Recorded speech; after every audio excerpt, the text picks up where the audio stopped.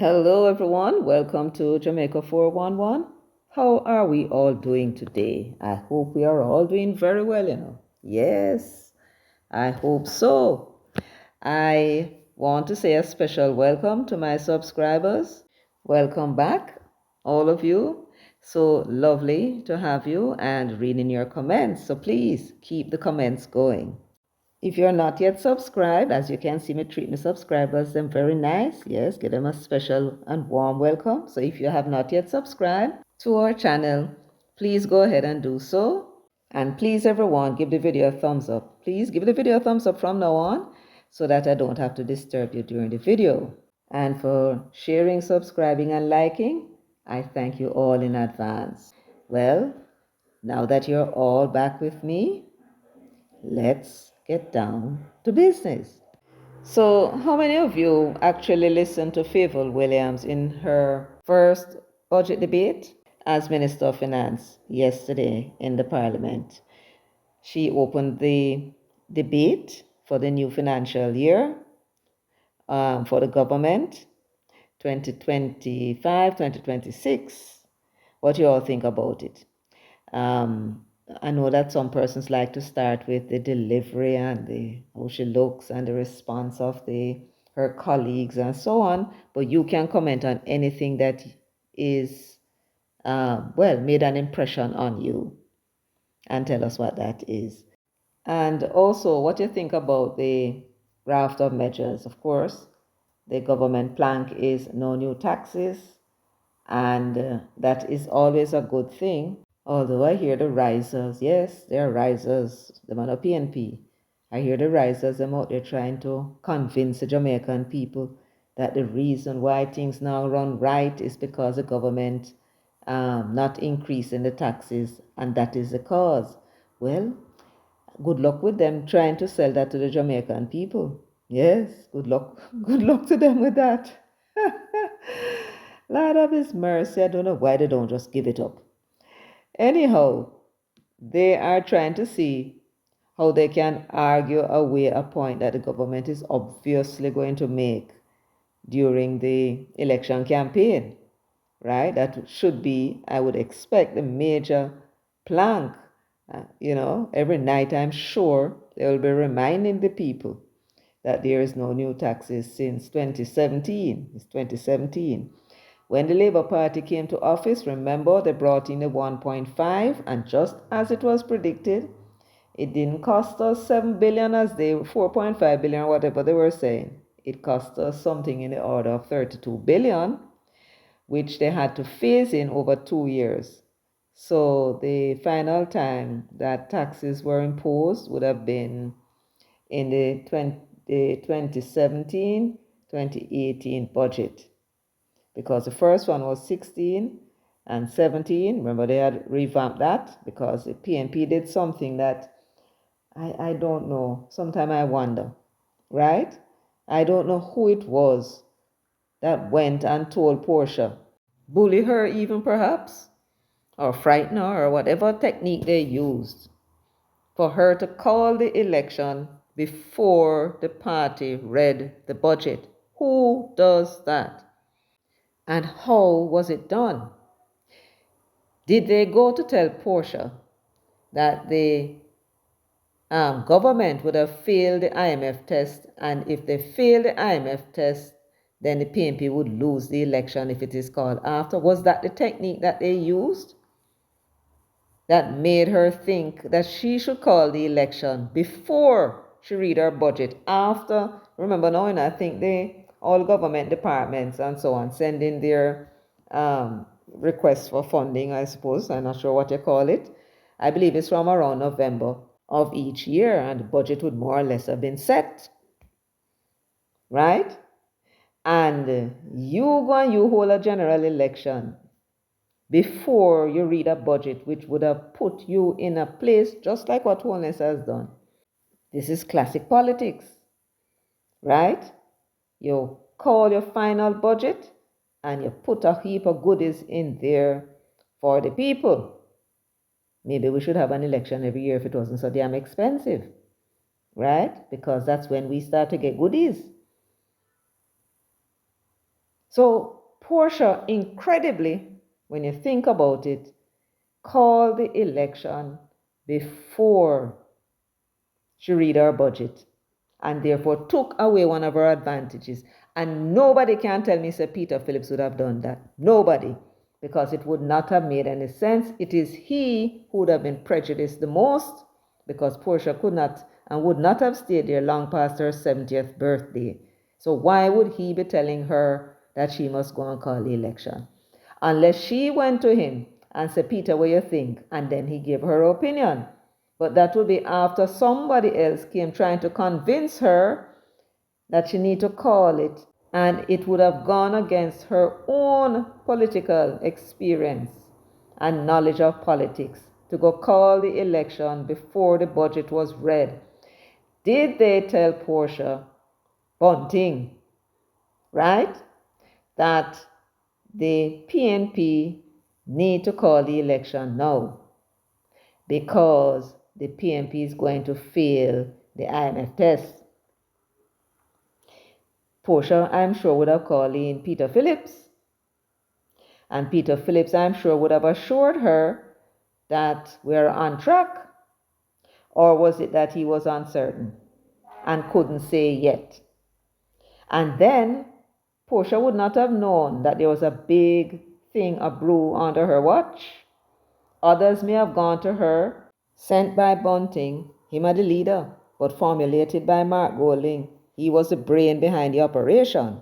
And they would have sent people with knowledge to tell her she need to call it. And so she would have gone against her own better judgment and called the election before she read her budget. Why would Peter Phillips, just use your common sense please, why would Peter Phillips go and tell Portia to call the election before the budget is read when he knows that when Portia goes, he's going to take over? And why would he want to take over in opposition? No. The only persons who would have benefited from that arrangement is Peter Bunting and his cronies. Why? Because if the PNP did not read the budget, they stood a better chance of losing the election. And with the PNP in opposition, that would increase their chances of taking over the party. They could not have done so if the PNP was in government. Because if the PNP were to win, Portia would have become prime minister. In a year or two, she'd have stepped aside and allowed Peter Phillips to take over. Same thing that happened with PJ. The difference would be that with the support of the MPs that Peter Phillips enjoyed, they would have done the same thing. Tell nobody to challenge, right? That he's there, and he therefore would have been there by acclamation, just as he was when he was first put forward for the position. And then he would have been prime minister, and Bunting would have to wait probably 10 years, and he never wanted to wait. He thought, he being the master of Machiavelli, and I suppose the champion of the art of war, that he could manipulate himself into the position. Plus he had the money, and he was willing to spend and do whatever it took to become prime minister. So they had an option: work and let the PNP win, work and let the PNP lose. And what did they choose? To work and let the PNP lose. And so there were these challenges to these 10 sitting MPs, and the rest is history. Right? And now where is he? In the Senate. And when them get the backsliding that is coming up, he will be out of the Senate. Right? That is if the MPs that are elected, the majority of them are not risers. And we're working very hard to make the Jamaican people understand, whatever you do, you have to make sure that those risers are not elected, or the PNP done. It will only be orange, and we're not even sure how long that will be so. Because I hear such man was talking at the NEC that we need to move away from democratic socialism. Go ask Venetia Phillips about it. She said she heard him. So if you want back your PNP, make sure you don't vote for the risers. Turn your yard as you did in 2020. And why should you vote to put them there? Remember, you stayed home and allowed them, the risers, to lose them seats. So why would you now go and vote for another set of risers in a them same seats? That makes sense? No, you never supported them, and that's why they run and gone to other seats. But in them place, who do they put? Another set of risers. So a second election cycle, you're going to have to stay home. We going to have to stay home. And we have to tough it out with Andrew, whatever you think of him. He certainly is improving as a leader as him getting older. He's now, 52, 53 this year? And he has shown us sign that he is listening to the views of the people about some of the things that he had done. And he ain't doing them no more, for sure. Many of us went to school and we learned things. We learned things about people in the past because that's the best way to understand situations that are happening today. And we have seen in the past people who were traitors, and when they become leader, they were the worst. When they talk about put a fire under them own people's skin, see the traitor. And therefore you and me and all the other comrades who understand the issues will have to bypass this election again. All 128,000 of you who did not vote for those risers. Remember, at them lose them seat. So you were objecting to their presence in your party. And you're going to have to sit back again, cut your eye after the next general election, and get rid of these new sets. It's the only way to get back our PNP. The Democratic Socialist PNP out of the hands of these two capitalist hustlers, Peter Bunting and Mark Golding.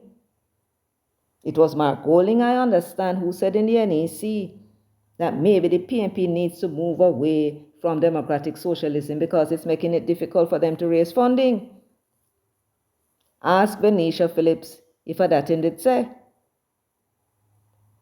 And so they're only playing and biding them time until you fool enough them think we go put the risers where you reject and go take them now and put them in a Jamaica house, and then you will see if the PNP going to exist as Michael Manley left it, or as Portia left it, or as Peter Phillips left it, and Norman Manley intended it to be.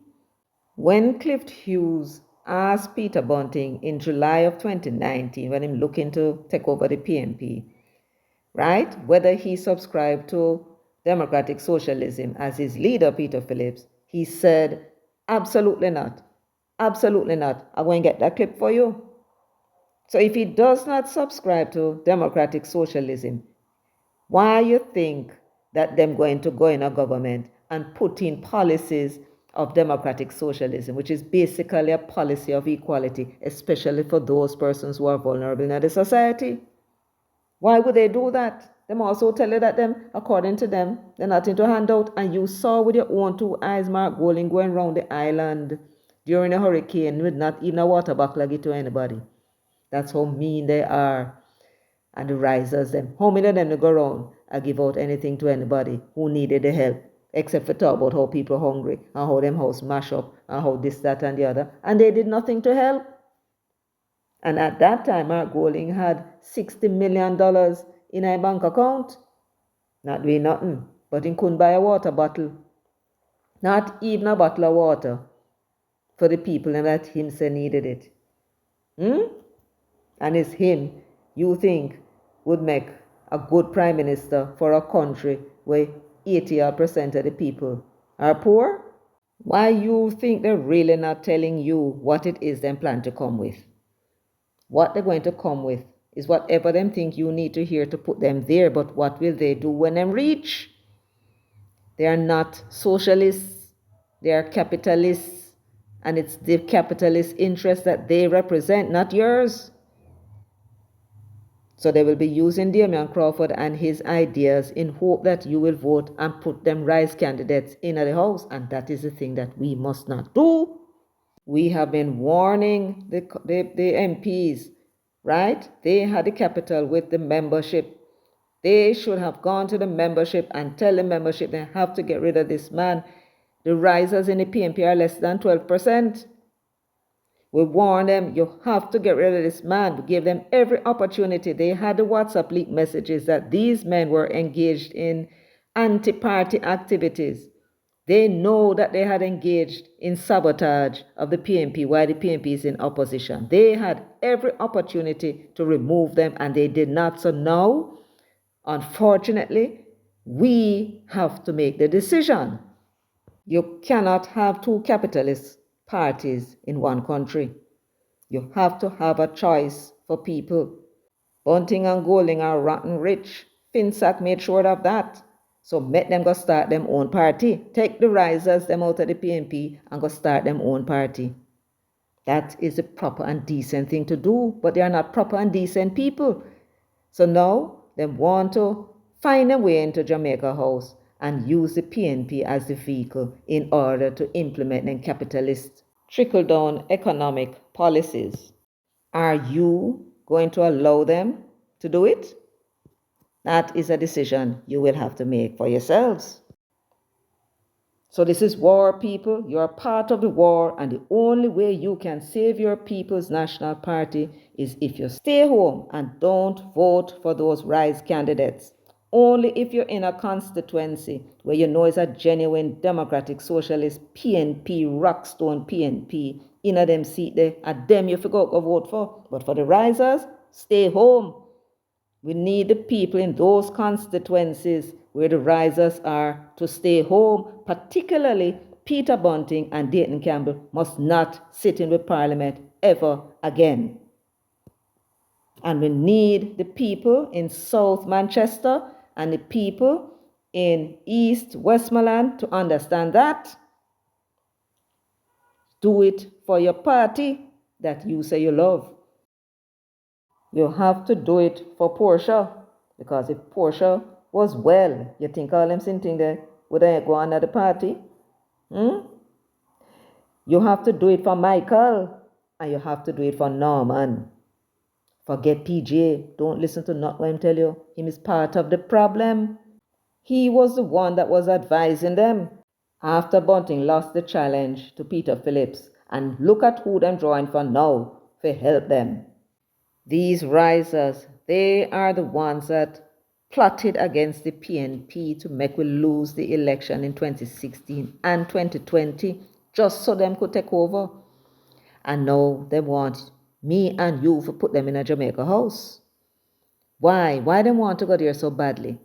$600 million to unseat Dr. Peter Phillips. Why them want it so badly? To do something for me and you? To do something for me and you? What them now do for them own people in them own constituency? No, that's not what it is all about. What it is all about is for them to do something for themselves, because it's out of politics that they got rich in the first place. Bunting's political connections with the PNP in the 1990s, I saw them make them money.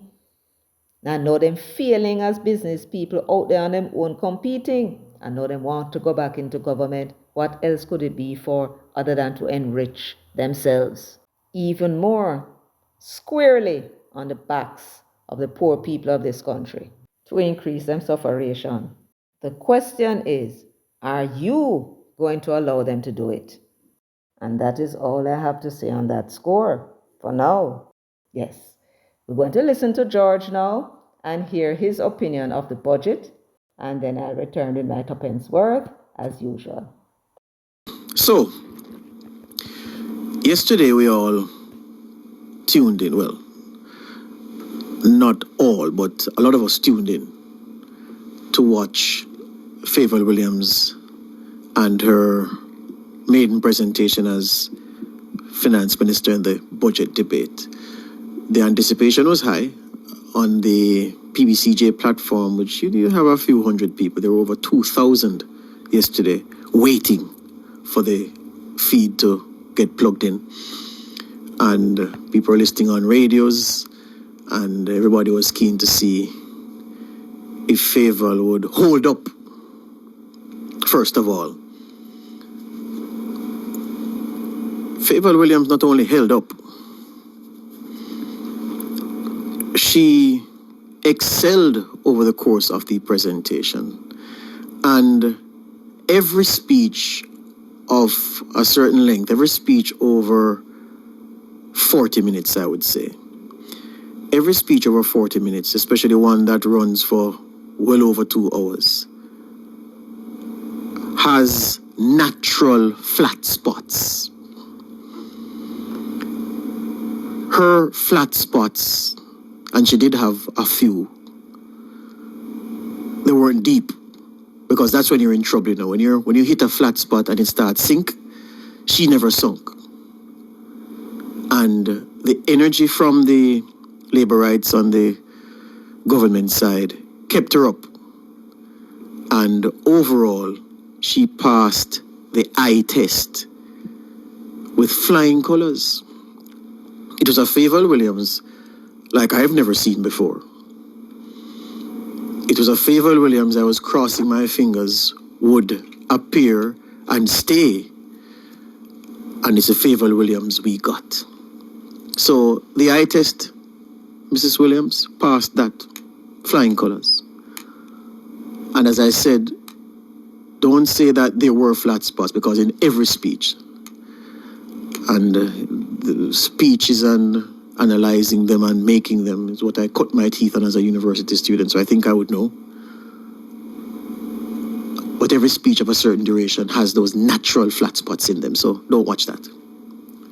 The substance of what she said now was a real thing for me beyond that, because after she started, and boy, she took about 10 minutes to big up a whole heap of people. I think say all peanut dreaded I get big up. She big up everybody, thanking everybody, but just anchoring it. And as a first presentation, you have to give her the time to do that. It's a form of budget presentations to thank the PS, thank people in the ministry, thank your CPO, thank your parents, thank the Seventh-day Adventist Church, or the Seventh-day Baptist Church in her case, to thank everybody. And you give her that, no problem. So after that, and she got into it, so I was no longer worrying about the form.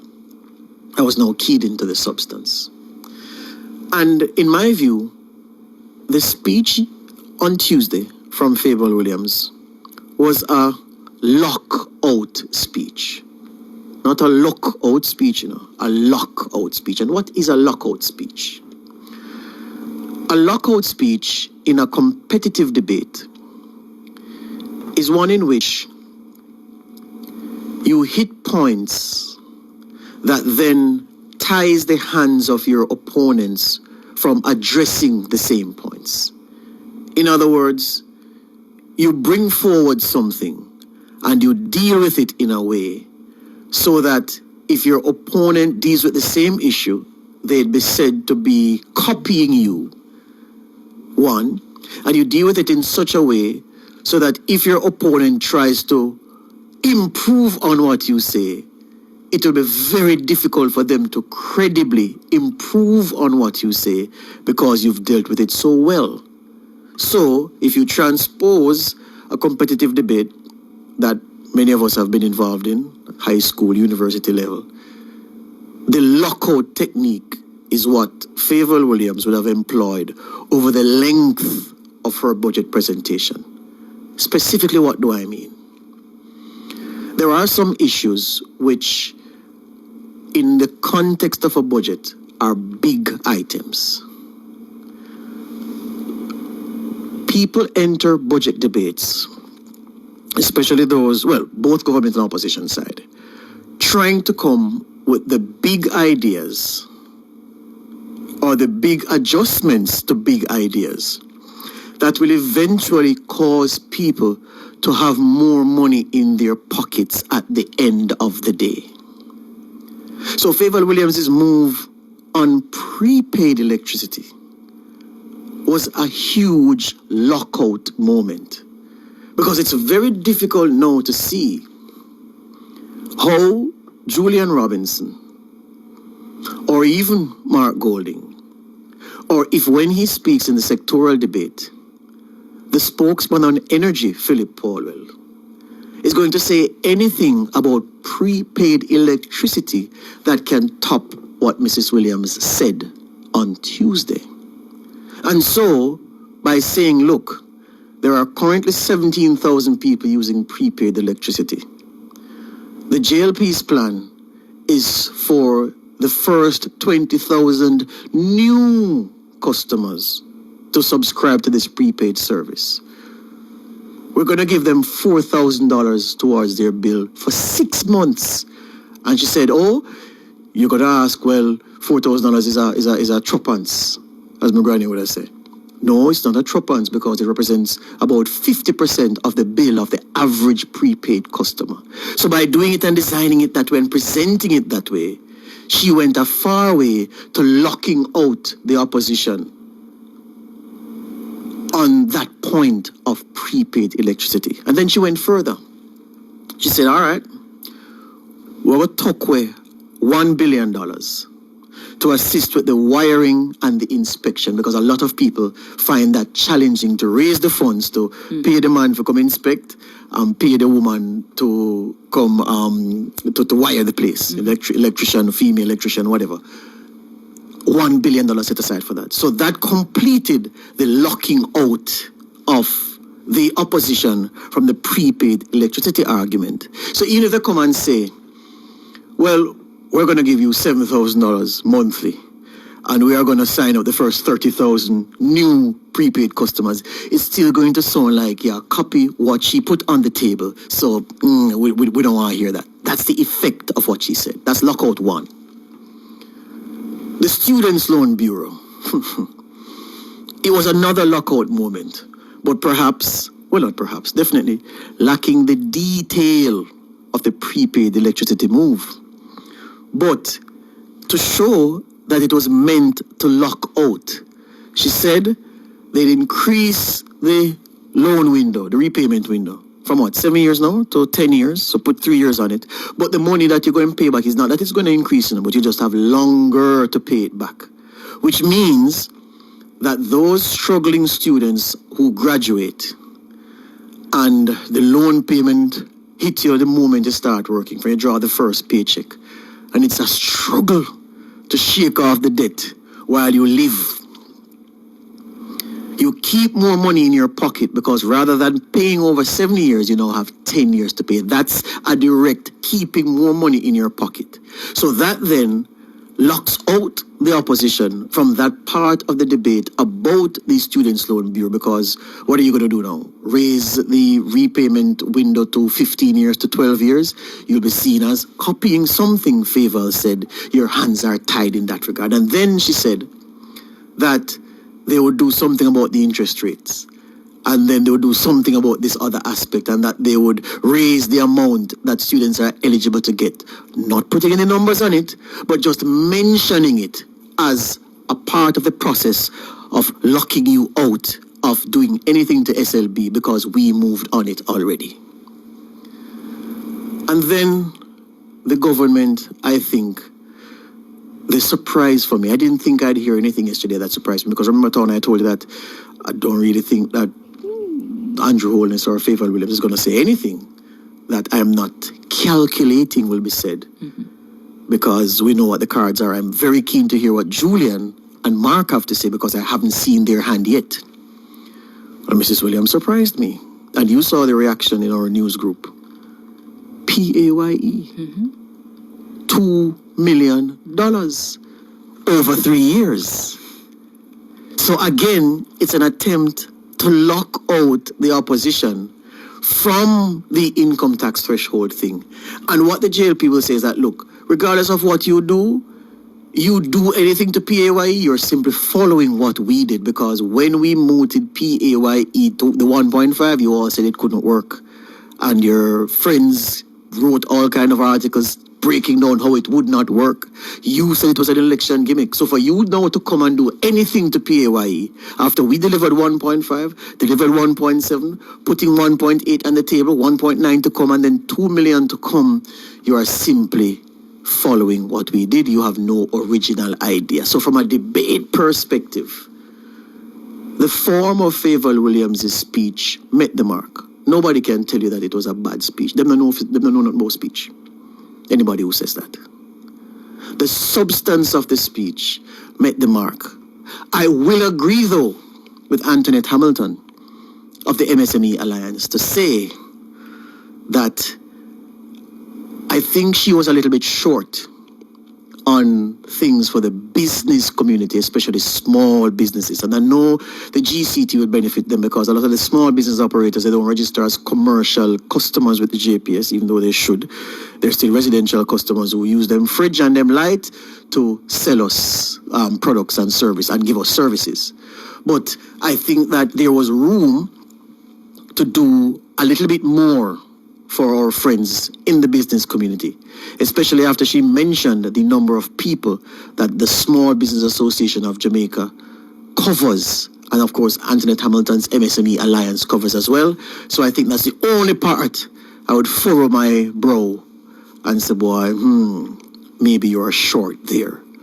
But I would be curmudgeonly if I complained overall about the budget and what was presented.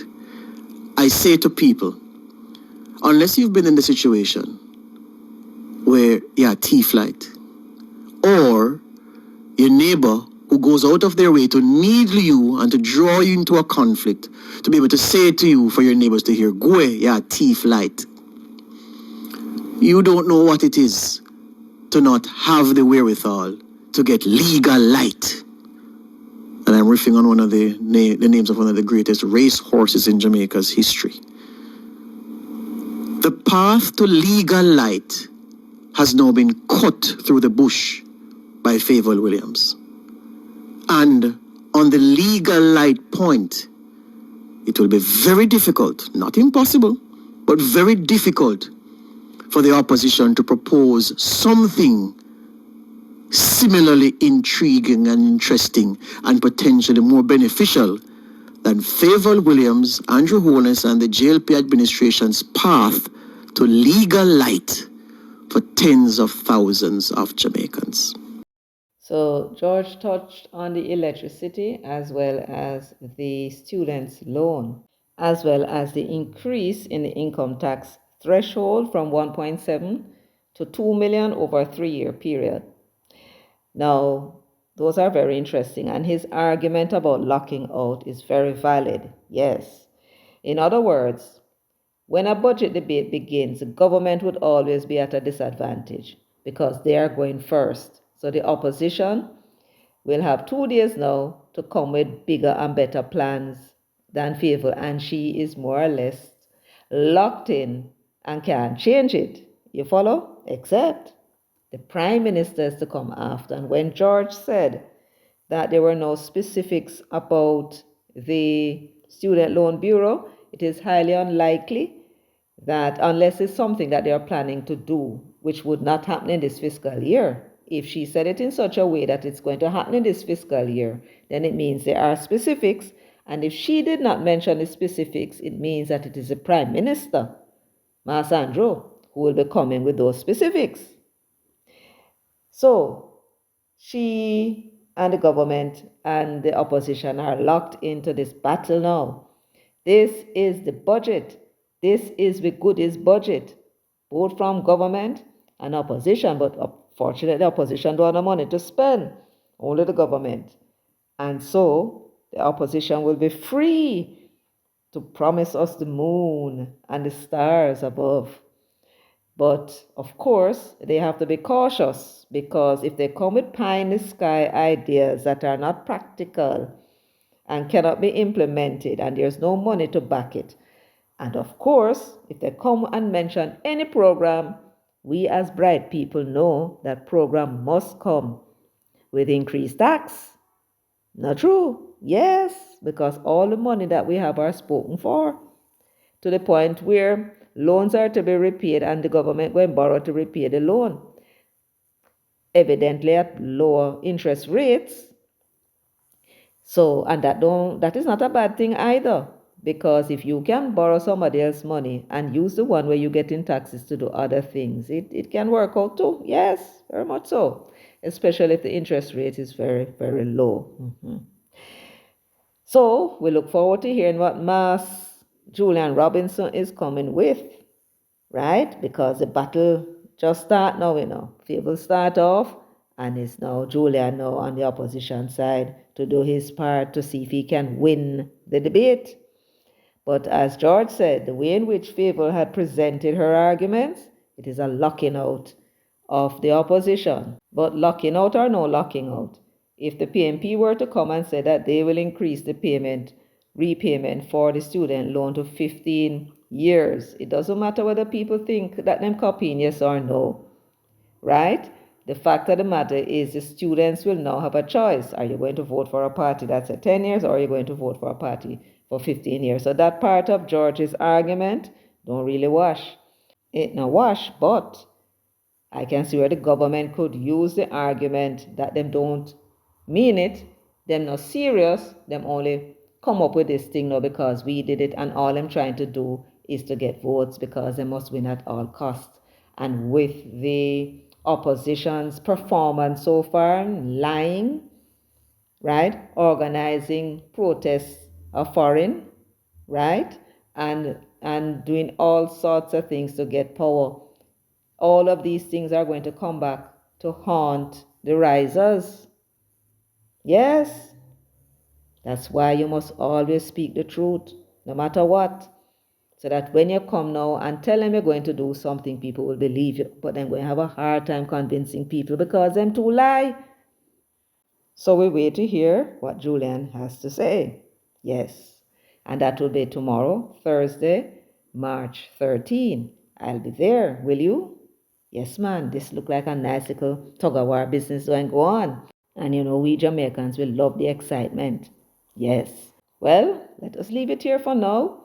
Hopefully I'll come later with another video before the day is out. So for now, let me thank you for sharing, liking, subscribing, and leaving your comments in the comments section. Until later, take good care of yourselves and walk good.